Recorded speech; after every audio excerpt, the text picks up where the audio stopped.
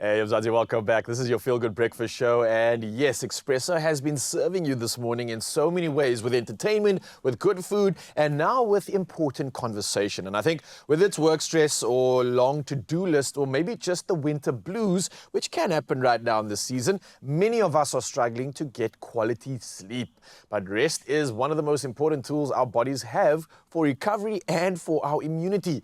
So joining us this morning is a sleep specialist, Dr. Del Ray, to unpack the science of sleep, stress, and how we can feel better from the inside out. So officially, Dr. Ray, welcome. How are we doing? Good, I'm well, thanks. Have you got a lot of energy? Have you slept well?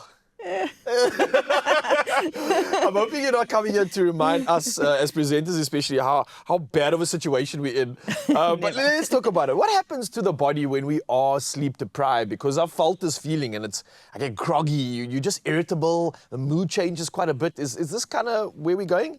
Yeah, exactly. Its primary job is recovery, repair and recovery. So it's giving your physical body time to do a whole lot of housework and repair and regeneration. It's giving your mind, so that's your cognitive side of things, a chance to sort of just take stock of things, sort out memory, all of those kinds of important factors. And then it also gives your mood and emotions time to sort of recalibrate. And so from that perspective, sleep handles all of those things in the background so that when we're awake, we're on our A game. Quite important then. Now, I'm sure we can understand the concept of, let's say, stress affecting sleep, right? But what about sleep? Does it also then affect our stress if we're not getting enough sleep?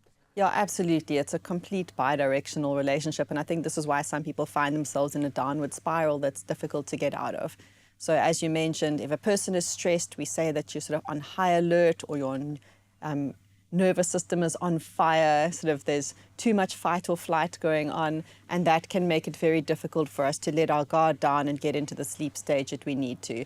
Because when we go into really good sleep, we have this change in our nervous system, where our parasympathetic nervous system, so that's your rest and digest modes, it must dominate, and that allows you to have good, deep, broken, unbroken sleep, we should rather say. Okay. But when you then have very bad sleep, we go into this very sort of stress reactive state, and then that just fuels this stress and anxiety in the daytime, and then you start to obsess, oh my goodness, I'm probably not going to sleep well because now I'm exhausted, I need my sleep. It becomes an obsession, and you just go into this sort of tailspin. Oh, it sounds like a nightmare. I'm just like always on. And I can almost imagine through some of the big moments that as a humanity we've gone through, like COVID as an example, this constant stress, how much it was actually affecting us and how we're probably still recovering from these moments as well.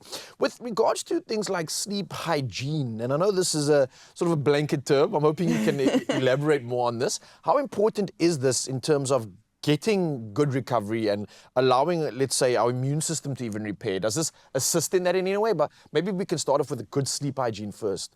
Sure. So we had a brief chat just now. I hate the term sleep hygiene. Yeah. You don't use it, right? No, it's terrible. It sounds like you're cleaning your sleep. I don't know who came up with it. But what it does refer to is all of our behaviors and the things that we do in the daytime that set us up for either very good sleep or very poor sleep. And so it starts with things like, how much caffeine are we having? Caffeine has a 6-hour half-life. So if you're going to be having a double espresso, at 8 p.m., you're going to have a heap of caffeine in your body. And even though a lot of people say I can drink coffee easily and then I fall asleep, no problem, the problem is that it then breaks your sleep. So again, the quality of your sleep gets massively affected. That's exactly right, Okay. yeah. And then it's everything else, like how late am I eating? If we eat very late, it also can disturb our sleep. Am I exercising? If we do no exercise, it's not great for sleep. If we exercise too late, it makes it difficult to fall asleep.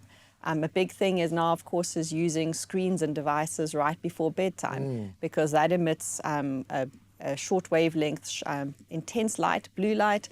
That suppresses a hormone called melatonin, which can delay our sensations of sleepiness and then artificially make us think that we need to go to bed later, but we've got to be up early to be on set in the morning, and suddenly our sleep opportunity is very short. And so there's a number of things that we do in the daytime which can impact how well we sleep at nighttime. And these are things that are just mostly common sense to be absolutely blunt with you. Yeah. But it makes sense that if you're not sleeping well, pay attention to some of these things and then just make sure that you aren't making some of these really big rookie errors when it comes to great sleep. We literally could be setting ourselves up for failure every day by not just paying attention to some of these small attributes that could increase our quality of sleep. And I think for many of us, I mean, I myself are even constantly chasing a better quality of sleep. And I've tried a lot of things which have worked well. Yeah. Cutting the phone off a few hours, not having liquids or solid foods a few hours before. Yeah. I get more deep sleep when I'm doing that. For someone that maybe doesn't like physically track their sleep with a watch or doesn't have that insight, how do they know that they are actually getting good quality sleep and that their immune system is going to be repaired in this process? Because sometimes people sleep for hours and then they wake up and they still don't feel good, right? Yeah, that's pretty common. So the reality is that it's genuinely, how do you feel in the daytime? Because we can't control what's happening while we're asleep. Your body's doing its thing, your brain is doing its thing. But it's like, are you waking up and within sort of 30 minutes, do you feel energized, full of pep? Can you go throughout the whole day without napping? Big one. Is that important? Yeah, absolutely. Can you multitask? Are you creative? Are you able to remember things? You know, all of the things that we rely on a healthy brain to be able to do. And can you control your mood and your emotions? Do you fly off the handle, or are you mostly quite reasonable? If all of these things are sort of in check, if you're not constantly getting sick, for example, and if you feel that you're just genuinely very refreshed and restored, then probably all is well with your sleep. But if you're noticing that these things are starting to creep in, then you certainly want to reflect and think, am I giving my body and my brain insufficient time to regenerate at nighttime? And could that be responsible for how lousy I feel in the day or how fantastic I feel? Pay attention, because this might be the one thing missing in your arsenal. Doc, thank you so much, though. This has been incredible, educating, and a reminder how important sleep really is. I think a lot of us are neglecting it. And I think when it comes to winter wellness, sleep isn't a luxury. Clearly, from this conversation, it's an essential commodity. So thank you so much again to our doctor and our incredible panel for helping us understand how better rest means better health.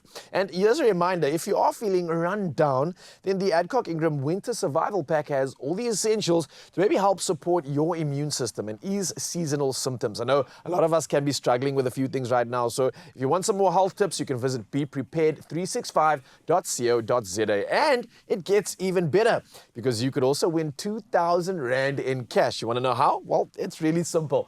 Just tell us the following. What is your go-to remedy to boost your immune system in the colder months? The months like right now. And don't forget to use the hashtag ADCOCKOTCWinter, and that's in your answer, and that'll complete your entry. So don't forget, the competition closes on the 6th of July. That's the end of this week, and your T's and C's can be found at expressoshow.com. Again, Doc, thank you so much. I'm going to go plan some sleep for later. Excellent.